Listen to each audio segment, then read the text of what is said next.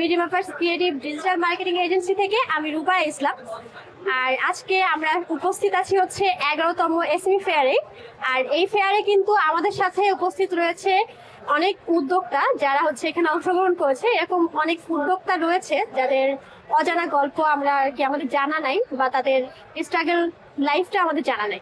তো তারা যে স্ট্রাগল করে এ পর্যন্ত একজন উদ্যোক্তা হয়েছে, তো তাদের গল্পগুলো আমরা জানতে চাই।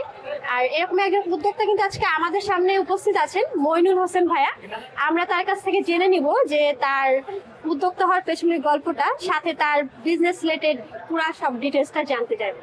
ভাই, আপনি হচ্ছে কি নিয়ে বিজনেস করছে কাইন্ডলি একটু বলবেন। আমি হচ্ছে ফার্নিচার ম্যানুফ্যাকচারার।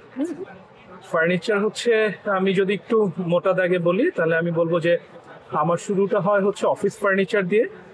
আমরা চেয়ার ম্যানুফ্যাকচার করি আর সোফা ম্যানুফ্যাকচার করি। চেয়ার বলতে আপনি যা যা বুঝেন এগুলো সব, যেমন আপনি যে চেয়ারে বসে আছি এই চেয়ার থেকে শুরু করে অফিসের hydraulic chair, dining chair, reading chair, যত ধরনের চেয়ার আছে সবই আমার ফ্যাক্টরিতে তৈরি হয়।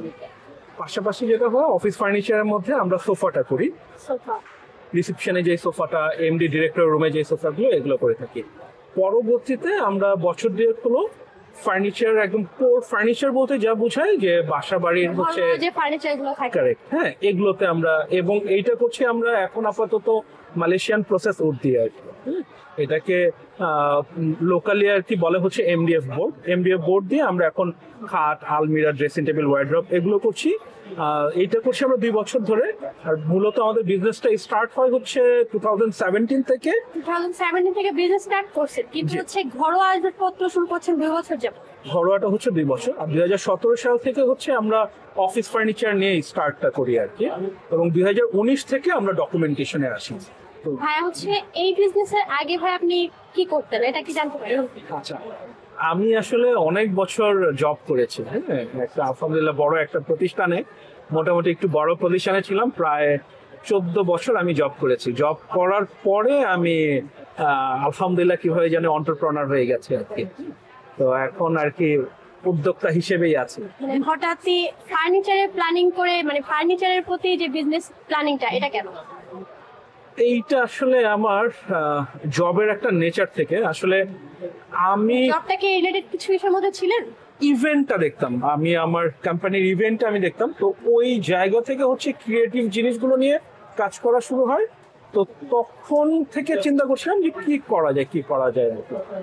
তো একটা সময় গিয়ে মনে হলো যে দেখি একটু ট্রাই করে দেখি যে ফার্নিচার করা যায় কিনা আর কি। তো এই চিন্তা থেকে কি হলো যে একদিন হঠাৎ করে একটা ছেলের সাথে পরিচয় হলো। ও হচ্ছে বাড্ডাতে একটা ফ্যাক্টরিতে কাজ করতো। ও পরে বললো যে বস, আমি তো আসলে এখানে আমার জন্য অনেক দূর হয়ে যায়, আপনার এরিয়াটা আমার জন্য ঠিক আছে, আমাকে যদি আপনি একটু কাজে লাগাতেন। তো তখন আমি চিন্তা করলাম ঠিক আছে, আমিও খোঁজ করছি, ওরও ভালো হয়। তো পরে আমরা 2 জন মিলে এটাকে স্টার্ট করি। তো শুরুর দিকে আসলে আমার ওই ছেলেটা ছিল আর সাথে ওর একজন হেল্পার, এই 2 জনকে নিয়ে আমরা আসলে শুরু করি। আর এখন হচ্ছে আমার ফ্যাক্টরিতে 27 জন এমপ্লয়ি আছে। 27 জন এখন আপনার ফ্যাক্টরিতে কাজ করছে? ফ্যাক্টরিতে প্রথমে শুরু করেছি 2 জনকে নিয়ে আর কি। আচ্ছা, আপনার ফ্যাক্টরির সাথে সাথে কি এটার মানে কোনো শোরুম বা এরকম কিছু কি সাথে আছে? আমাদের কনসেপ্টটা না একটু ডিফারেন্ট।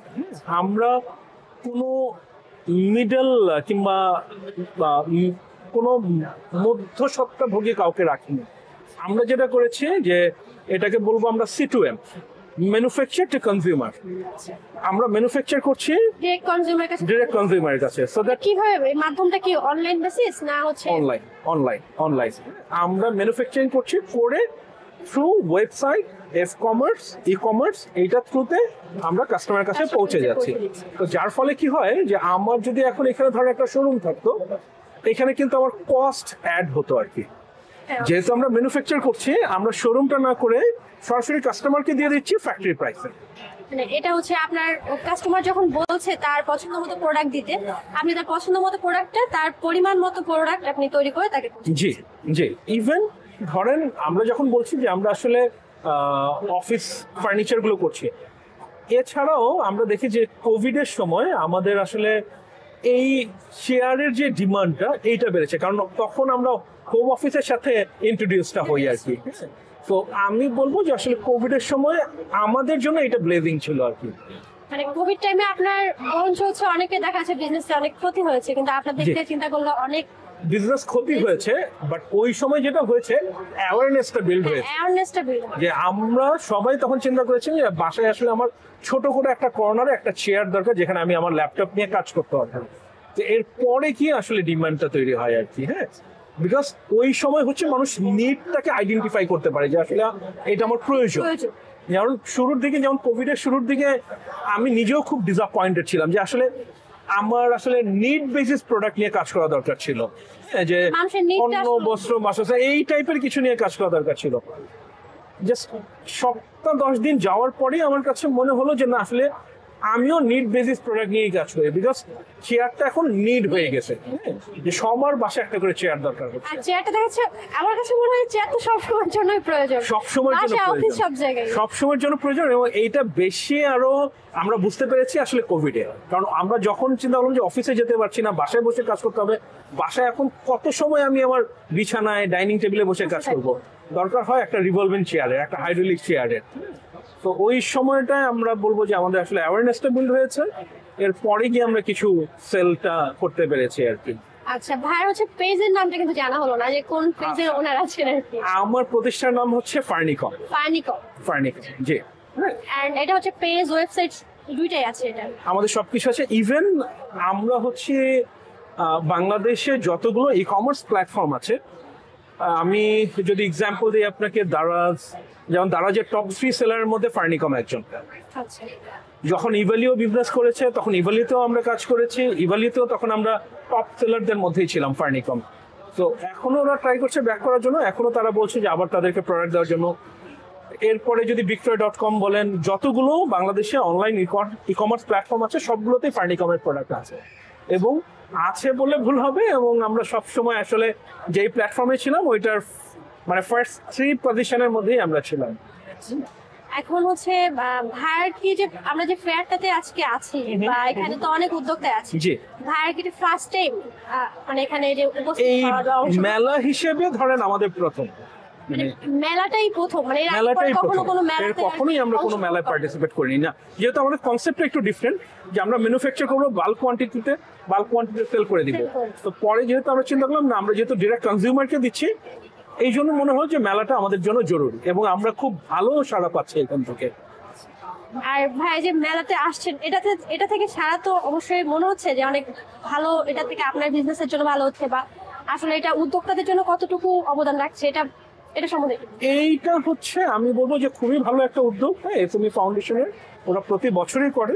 তো আমরা এই বছর প্রথম এসেছি, আমরা এসেও যেটা দেখেছি যে আসলে আমাদের ব্র্যান্ডিংটা অনেক ভালো হচ্ছে, হ্যাঁ, কারণ এই ধরনের ফেয়ার গুলোতে সবাই আসলে ফার্নিচার থাকবে এটা চিন্তাও করে না, যখন এসে দেখে যে আসলে এখানে ভ্যারাইটিস, কারণ আমরা যেহেতু সব ধরনের ফার্নিচার, ইভেন আমরা গেমিং চেয়ারও আমাদের ফ্যাক্টরিতে তৈরি হচ্ছে। আমরা প্রায় 1 বছর এটা নিয়ে শুধু R&D করেছি, এখন আমরা এটা মার্কেটে নিয়ে এসেছি গেমিং চেয়ারটা।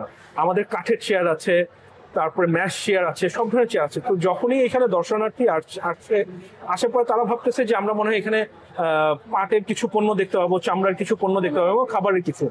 যখনই তারা এসে দেখছে যে না, এখানে চেয়ার আছে, সোফা আছে, প্লাস হচ্ছে যে সোফা কাম বেড আছে, কাস্টমাইজেশন করা যায় যেটা, তো এইটা দেখে সবাই আমাদের স্টোরে গিয়ে আসলে ভিড় জমাচ্ছে। মানে ইউনিক একটা ব্যাপার, যে Unique, আসলে জি, সোফা জি। কাম বেড ব্যাপারটা কিন্তু জি। রিসেন্ট আমার কাছে মনে হয় যে এটা অনেক আসলে ইউনিক একটা জিনিস। এখন হচ্ছে যে আমরা যেটা চাই যে বাসায় আসলে স্পেস সেভিং ফার্নিচার গুলো আর কি, হ্যাঁ, যে যতটা কম কম স্পেস space এর মধ্যে ইউজ করে, furniture জি জি, সো আমরা এখন ওইখানেই বেশি ফোকাস করছি যে কম স্পেস ইউজ করে কিভাবে ফার্নিচার গুলোকে তৈরি করা যায়। ভাইয়ের হচ্ছে বিজনেস প্ল্যানিং বা আপনার এই যে বিজনেসটা আপনি শুরু করলেন, এটার জন্য আপনার হচ্ছে মানে আপনি যখন বিজনেসটা শুরু করছেন বা করবেন বলে ভাবছেন, তখন তো অনেক প্রবলেম ফেস করছেন। এখন কি এরকম কোনো প্রবলেম আপনি ফেস করছেন যেগুলো আগে করছেন বা এখনো করছেন, এরকম কিছু? উদ্যোক্তা জীবনের শুরু থেকে নিয়েই প্রবলেমের মধ্যে দিয়েই যায় আসলে, হ্যাঁ, যে এইটা ধরেন যে প্রবলেমটা আজকে সলভ করে গেলাম, ঠিক এই প্রবলেমটা হয়তো বা আরো বড় করে আমার সামনে এসে চলে আসতে পারে, হ্যাঁ। মানে উদ্যোক্তা জীবন সবসময় প্রবলেমের মধ্যে দিয়ে যায়, এই পথটা আসলে কিন্তু মসৃণ না। ব্যাপারটা কি তাহলে এরকম হচ্ছে যে প্রথমে হয়তো বা প্রস্তুতিটা কম থাকতো, বাট এখন প্রস্তুতিটা আপনার মধ্যে বেশি আছে, এটাই? জি জি জি, বাট প্রবলেম আমাদের সঙ্গী সব সময়ের জন্য। আরেকটা বিষয় জানার ছিল ভাইয়া, যে আপনি তো বিজনেসে অলরেডি একটা ভালো একটা পর্যায়ে অলরেডি চলে আসছে, তো আপনি এখান থেকে 5 বছর পরে আপনি আপনার বিজনেস নিয়ে কি চিন্তা করছেন, বা বিজনেসটাকে কোন পর্যায়ে দেখতে পাচ্ছেন? যদি 5 বছরের প্ল্যান বলি,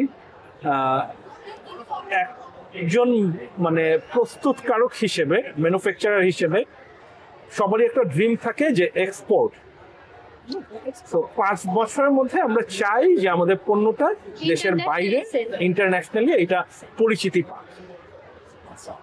ধন্যবাদ ভাইয়া, আপনার সাথে কথা বলে অনেক ভালো লাগলো। আর আপনার প্রোডাক্ট গুলো আসলে আমি নিজেও দেখেছি, আমার কাছে অনেক ভালো লাগছে, ধন্যবাদ unique ও আপনাকে। লাগছে। তো এরকম একটা ফেয়ারে এসে যে আপনার যে সাড়া পাচ্ছেন, এটা জেনেও ভালো লাগছে যে আসলে এরকম একটা ফেয়ারে আমরা অংশগ্রহণ করতে পেরে আমারও অনেক ভালো লাগছে। তো হ্যাঁ, ভালো থাকবেন। আর এত আপনিও। সুন্দর করে একটা শেয়ার করার জন্য আসলে অনেক উদ্যোক্তারই হয়তো বা আপনার এই কথাগুলো শুনে সে আরো উৎসাহ পাচ্ছে, সে তার উদ্যোগের বিষয়ে আরো স্টেপ নিতে পারবে, সে সাহস পাবে। ওইটাতে আমি বেশি খুশি হব। জি, ধন্যবাদ আপনাকে। ওকে, আল্লাহ হাফেজ ভাই, আল্লাহ ভালো হাফেজ। থাকবেন।